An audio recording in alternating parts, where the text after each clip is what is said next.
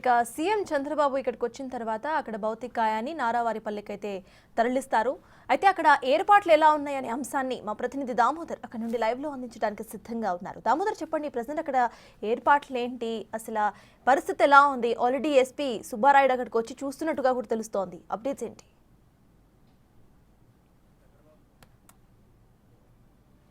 హైదరాబాద్ లో ఏఐజీ ఆసుపత్రిలో మరణించాడు. అక్కడ నుంచి భౌతికాయాన్ని రాత్రి ఇక్కడికి తీసుకొచ్చే అవకాశం ఉంది. రేపు ఆయన అంత్యక్రియలు నిర్వహిస్తారు. ఎక్కడైతే తల్లిదండ్రులు అమ్మనమ్మ ఖర్జూర్ నాయుడు సమాధుల సమీపంలోనే ఈయన అంత్యక్రియలు కూడా అక్కడే నిర్వహించే అవకాశం ఉందని తెలుస్తుంది. మరోవైపు దీనికి సంబంధించి సీఎంఓ కార్యాలయం ఇప్పటికే అక్కడ అధికారులతో కూడా మాట్లాడినట్లు తెలుస్తుంది. మరోవైపు కుటుంబ సభ్యులు అదేవిధంగా సన్నిహితులు ఒకరొకరు నారావారిపల్లికి చేరుకుంటున్న పరిస్థితి.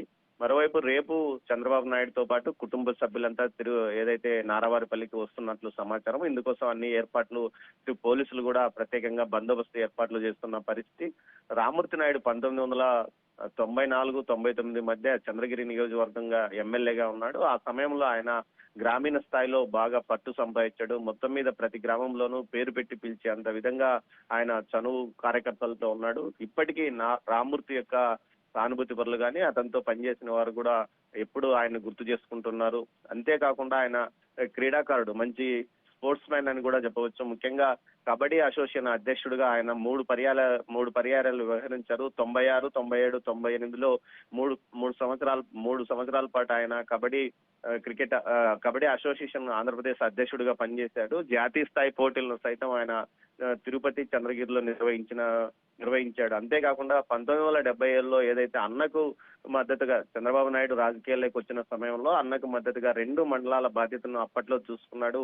మొత్తం మీద అన్నదమ్ముల మధ్య చాలా సన్నిహిత సంబంధాలు ఉన్నాయి. ఆ తర్వాత ఏదైతే 2000లో జరిగిన ఎన్నికల్లో ఆయన ఓటమి పాలైన తర్వాత ఆయన మానసికంగా కొంత దెబ్బతిన్నాడు. ఆ తర్వాత జరిగిన పరిణామాలతో కాంగ్రెస్ పార్టీలో చేరారు. అయితే కాంగ్రెస్ పార్టీ నుంచి కాళహస్తి టికెట్ ఆశించారు. అయితే కాంగ్రెస్ పార్టీ ఇవ్వకపోవడంతో 2004 ఎన్నికల్లో స్వతంత్ర అభ్యర్థిగా పోటీ చేసి 35,000 ఓట్లు పైగా ఆయన సొంతంగా సాధించిన పరిస్థితి. మొత్తం మీద ఆ తర్వాత ఆరోగ్య పరిస్థితి క్షీణించడం, కొంత మానసికంగా దెబ్బతినడంతో ఆయన పూర్తిగా రాజకీయాలకు దూరంగా ఉండిపోయాడు. ఆయన రెండో కుమారుడు రోహిత్ సినిమా హీరో కాగా మొదటి కుమారుడు గిరీష్ వ్యాపారవేత్త. ఆయన అమెరికాలో ఉంటాడు. మొత్తం మీద అయితే ఈ మధ్య కాలంలో చాలా ఆరోగ్య పరిస్థితి మరింతగా దెబ్బతినడంతో ఇంట్లోనే ఉండి చికిత్స చేయించుకుంటున్న పరిస్థితి. ఈ నేపథ్యంలో ఆయన మరణ వార్త ఆ కుటుంబాన్ని విషాదంలో నింపిందని చెప్పవచ్చు. వచ్చే నెల 15వ తేదీన రోహిత్ వివాహం నిశ్చయించినారు. ఈ నేపథ్యంలో కుటుంబ సభ్యులు కూడా వివాహానికి సంబంధించిన ఆహ్వాన పత్రికలు అందరికీ పంపిణీ చేస్తున్న సమయంలోనే ఈ ఘటన చోటు చేసుకుంది. మరోవైపు ఏదైతే అంత్యక్రియలకు సంబంధించి పూర్తి స్థాయిలో ఏర్పాట్లు చేయడానికి ఇటు స్థానిక చంద్రగిరి ఎమ్మెల్యే పులివర్తి నాని విజయవాడ నుంచి హుటాహుటినే ఇక్కడికి చేరుకుంటున్నారో ఆయనతో పాటు ఇతర బంధువులు కూడా ఇక్కడికి వస్తున్నారు.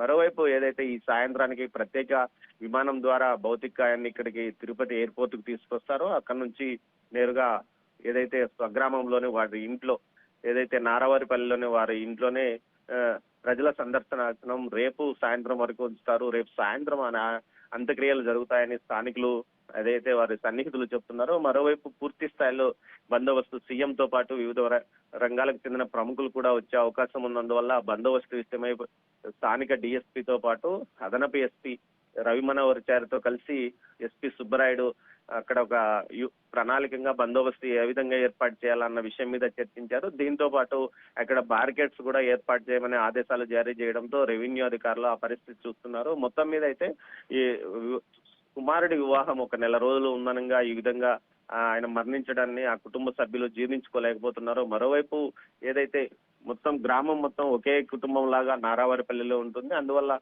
అక్కడికి గ్రామం సభ్యులు మొత్తం అంతా అక్కడికి ఇంటి వద్దకు చేరుకొని ఏర్పాట్లు చూస్తున్న పరిస్థితి కనిపిస్తుంది. సర్తాజ్, భౌతికాయం తన సొంత గ్రామానికి ఏ టైంకి చేరుకుంటుంది? అట్ ద సేమ్ టైం అభిమానులు అక్కడ సందర్శనార్థం ఎంతసేపటి వరకు అక్కడ ఉంచే అవకాశం ఉంది? సర్తాజ్, ఏదైతే ఈ రోజు రాత్రి సాయంత్రం 6-7 గంటల మధ్య హైదరాబాద్ నుంచి ఇక్కడికి భౌతికాయాన్ని తరలిస్తారు. ఆ తర్వాత వారి కుటుంబ సాంప్రదాయాల ప్రకారం కొన్ని కార్యక్రమాలు చేసే అవకాశం ఉంటుంది. ఆ తర్వాతనే భౌతిక కాయాన్ని ప్రజల సందర్శనార్థం అక్కడ హాల్లో ఉంచే ఏర్పాట్లు చేస్తున్నారు. అయితే ఏదైతే కమ్యూనిటీ హాల్లో ఉంచుతారా, ఇంటి ఆవరణంలోనే అందుకు సంబంధించిన ఏర్పాట్లు చేస్తారా అన్న విషయం మీద ఇంకా ఒక నిర్ణయానికి రాలేదు. అయితే మొత్తం మీద ఇంటి ఆవరణంలోనే ఉంచి ప్రజల సందర్శనార్థం ఉంచే అవకాశం ఉందని తెలుస్తుంది. దీనికి తగ్గట్టు ఒక బార్కెట్స్ కూడా అధికారులు ఏర్పాటు చేస్తున్నారు. మరోవైపు ఏదైతే భౌతికాయం వచ్చిన తర్వాత నేరుగా భౌతికాయం వారి వెంటే చంద్రబాబు వస్తారా, లేకపోతే రేపు ఆయన ఇక్కడికి చేరుకుంటారా? ఆయన షెడ్యూల్ కూడా ఇంకా పూర్తిగా చంద్రబాబు షెడ్యూల్ కూడా ఇంకా పూర్తిగా రాలేదు.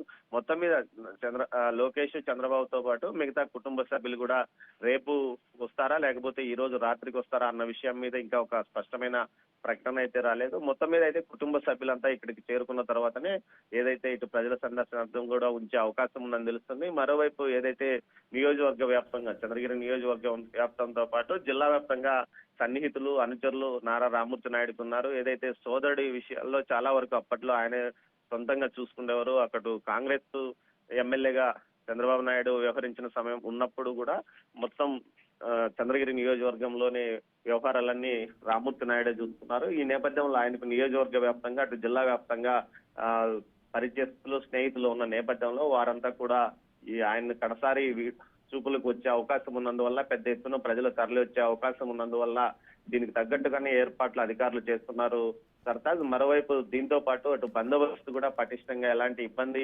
అవాంఛనీయ సంఘటనలు జరగకుండా చర్యలు తీసుకోవడానికి ఎస్పీ సుబ్బరాయుడు స్వయంగా గ్రామానికి వెళ్లి పరిస్థితిని పర్యవేక్షించారు. ఏ విధంగా బందోబస్తు చేయాలన్న విషయం మీద ఆయన ఉన్నతాధికారులతో చర్చించారు. మరోవైపు ఏదైతే ఇక్కడికి భౌతికాయం చేరుకున్న తర్వాత ఎక్కడ సందర్శనార్థం ఏ ప్రదేశంలో ఉంచాలన్న విషయం మీద కూడా ఆయన కుటుంబ సభ్యులతో మాట్లాడినట్టు తెలుస్తుంది సర్తాజ్. అయితే దామోదర్, ద సేమ్ టైం ఇటు చూస్తే నారా రోహిత్ రీసెంట్గానే ఎంగేజ్మెంట్ చేసుకున్నారు. ఇందాక మీరు చెప్పినట్టు నెక్స్ట్ మంత్ వాళ్ళు పెళ్లి కూడా ప్లాన్ చేసుకున్నారు. అయితే ఈ టైంలో ఇలా జరగటం అక్కడ నారా ఫ్యాన్స్ కానివ్వండి, లేకపోతే అక్కడ ప్రజలు అసలు ఏమంటున్నారు? ఏదైతే రామ్మూర్తి నాయుడు ప్రజలకు నిరంతరం అందుబాటులో ఎమ్మెల్యేగా కాకముందు, ఎమ్మెల్యే అయిన తర్వాత కూడా ప్రజలకు నిరంతరం అందుబాటులో ఉండేవాడు. ముఖ్యంగా రామ్మూర్తి నాయుడు చొరవ వల్లనే కాణిపాకం లాంటి ఆలయం పూర్తి స్థాయిలో ప్రసిద్ధి చెందిందని చెప్పవచ్చు. కాణిపాకం ఆలయం అప్పట్లో చాలా చిన్న ఆలయంగా ఉండేది. అక్కడ స్థానికంగా ఉన్న గ్రామస్తులను, ఏదైతే కాణిపాకం గ్రామస్తులను ఒప్పించి ఆలయ విస్తరణ చేయించాడు. ప్రస్తుతం ఈ స్థాయిలో కాణిపాకం ఆలయం అభివృద్ధి చెందిందంటే అందుకు కారణం ఖచ్చితంగా రామ్మూర్తి నాయుడేనంటూ ఆ గ్రామస్తులతో పాటు కాణిపాకంలో ఉన్న ఆలయ ఉద్యోగులు కూడా చెప్తారు. అదే విధంగా ఆయన చాలా కార్యక్రమాలను స్వయంగా చేసిన వ్యక్తి. దీంతో పాటు క్రీడాకారులను పెద్ద ఎత్తున నియోజకవర్గ వ్యాప్తంగా జిల్లా వ్యాప్తంగా ప్రోత్సహించారు. తన దగ్గరకు వచ్చిన ప్రతి వ్యక్తిని చనువుగా పలకరించడంతో పాటు ఆత్మీయంగా మాట్లాడి వారి అవసరాలు కూడా తీర్చిన వ్యక్తి కావడంతో పెద్ద సంఖ్యలో ఆయనకు అభిమానులు ఉన్నారు. ఈ నేపథ్యంలో ప్రతి ఒక్కరూ ఈ విధంగా ఇటు ఏదైతే రామ్మూర్తి నాయుడు ఆరోగ్యం క్షీణించిందని తెలుసు కానీ కుమారుడు వివాహం కాకనే ఈ విధంగా మరణించడం అనేది చాలా బాధాకరమైన విషయం అని చెప్తున్నారు. మొత్తం మీద ప్రతి ఒక్కరూ ఆయన యొక్క మంచితనాన్ని ఏ విధంగా తమతో మసిలేవాడన్న విషయాన్ని గుర్తుకు తెచ్చుకుంటున్నారు. అదే సమయంలో ఈ విధంగా కుమారుడి వివాహం కాకనే, అది కూడా కుమారుడి వివాహం నిశ్చయమైన తర్వాత ఈ విధంగా మరణించడం అత్యంత బాధాకరం అని చెప్తున్నారు Sartaj. Right, thank you Damodar.